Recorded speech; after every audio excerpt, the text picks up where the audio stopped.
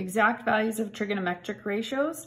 So to determine exact values of trig ratios, we're going to use either the special triangles and the CAS rule, or we can find them on the unit circle as x and y coordinates. So depending on the value, so you need to recognize if they're going to be a pi by 6, pi by 3, or pi by 4 value, or if they're going to be a multiple of pi by 2. So 0, pi by 2, pi, 3 pi by 2, or 2 pi.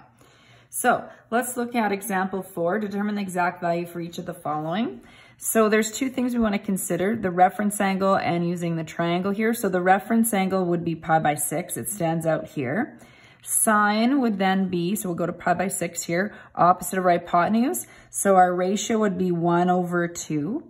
You have to consider the sines. So 11 pi by 6, that's very close to 12 pi by 6, which is 2 pi. And again, I like to sort of show this usually, that this is where 0 is, this is where pi is, and this is where 2 pi is, which in this case is 12 pi by 6. So 11 pi by 6 would be 1 less, so quadrant 4.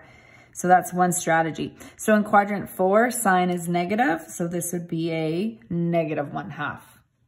Let's look at example B.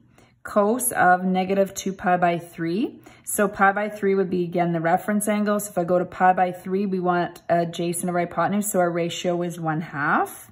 Now we need to determine the quadrant. So for negative 2 pi by 3, remember this negative sign is only telling me the location. Negative 2/3 of the way to pi, so that puts me into quadrant 3. In quadrant 3, cos is negative.